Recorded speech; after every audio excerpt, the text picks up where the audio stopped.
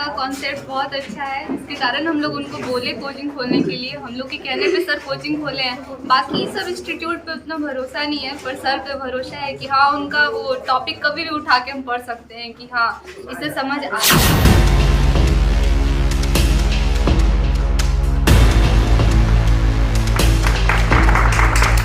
क्या कहिएगा इस कोचिंग संस्था से? ये कोचिंग संस्था जो आज हुआ है, जेम्स क्लासेस में पहले से भी ये पढ़ाते थे। और ये बात मैं एक क्लियर कर देना चाहता हूँ कि पटना से यहाँ आए, सभी के दिमाग में ये संदेह जरूर बना होगा कि अगर इतना बेहतर थे तो पटना से यहाँ क्यों आए। पहला क्वेश्चन। तो पटना से यहाँ आने का एक ही मकसद है कि यहाँ जेम्स क्लासेस वाले लोगों ने हायर किया इनको पटना से यहाँ आने के लिए, और ये आए और अच्छा शिक्षा दिए। और बच्चे का अक्सर डिमांड था कि नहीं सर आप यहाँ से बाहर नहीं जाइएगा, इनकी शिक्षा को देखते हुए। इसलिए ये मोतिहारी में रह करके अपना एक कंसेप्ट शुरू किए हैं और अच्छा शिक्षा देने के लिए इनके अंदर जो भावनाएं हैं और बच्चे से जो इस चंपारण के बच्चे से जो लगाव जुड़ी है, इनको फिर बाहर जाने के लिए प्रेरित नहीं कर रहा है। ये मजबूरन यहाँ इनको रुकना पड़ रहा है और बच्चे का स्नेह और प्यार मिला है जिस कारण से ये नहीं जा पा रहे हैं। और अच्छे शिक्षा निश्चित तौर पे लोगों के दिमाग में ये बहुत अच्छी होगा कि बेहतर है, तो ये अगला जो रिजल्ट आएगा वो सब प्रमाणित कर देगा कि कॉन्सेप्ट क्लासेस जो चल रहे हैं ये चंपारण नहीं, पूर्वी चंपारण नहीं, बिहार के एकलौता इस चंपारण में चलाने वाले सोनू सर होंगे। ये मैं आप सबको बता दूं। सोनू सर का कॉन्सेप्ट बहुत अच्छा है, इसके कारण हम लोग उनको बोले कोचिंग खोलने के लिए। हम लोग के कहने पे सर कोचिंग खोले हैं। बाकी सब इंस्टीट्यूट पे उतना भरोसा नहीं है, पर सर पे भरोसा है कि हाँ उनका वो टॉपिक कभी भी उठा के हम पढ़ सकते हैं कि हाँ इसे समझ आता है।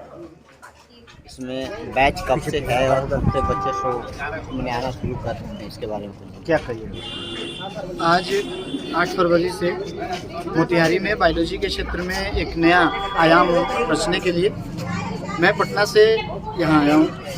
और यहाँ आने के बाद बच्चों को शिक्षित करना ही मेरा मेन मोटो है।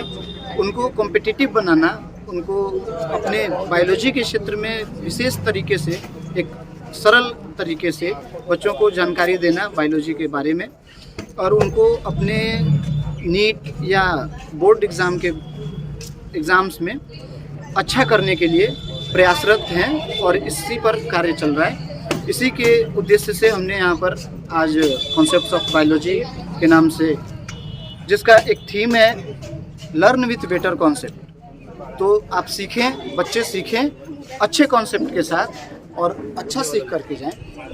जहाँ तक बैच टाइमिंग का बात है तो सुबह में 9 बजे से 10 बजे का बैच है, जिसमें अंग्रेजी माध्यम में यानी CBSE बैच के हों या जो इंग्लिश मीडियम में पढ़ना चाहते हैं बच्चे उनके लिए है।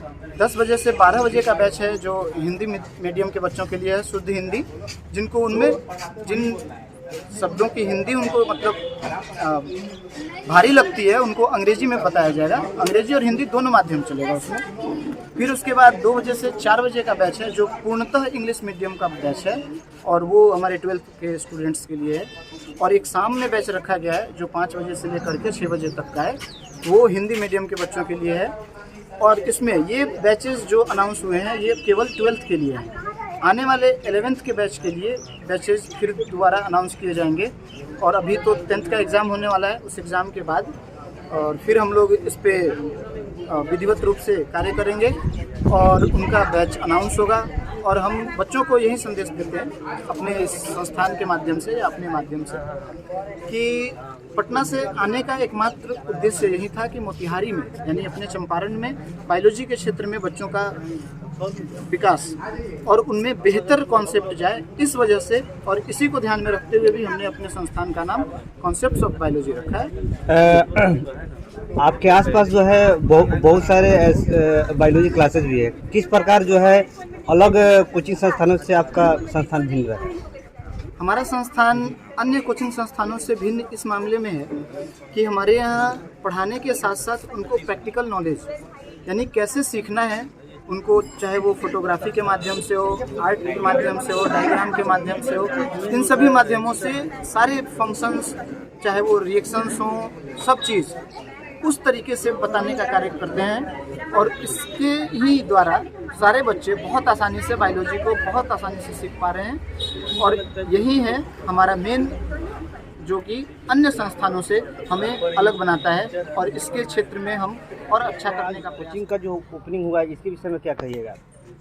देखिए, मोतिहारी जो है शिक्षा की जननी है और यहाँ से इतने शिक्षित छात्र जन्मते हैं हर साल कि वो पूरे देश का नाम करते हैं।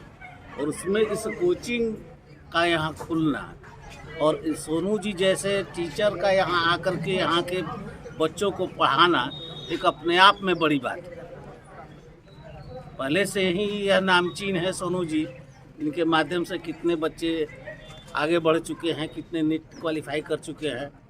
और स्पेशली अब आकर के ये पटना से मोतिहारी में बायोलॉजी का यहाँ पर इनका पढ़ाना और बच्चों को जागरूक करना, शिक्षा के प्रति पूरा जागरूक करना, ये अपने आप में बड़ी बात है। उम्मीद है कि बहुत ही सरल तरीके से इनके पढ़ाए हुए बच्चे जरूर सारे कंपटीशनों को पास करेंगे।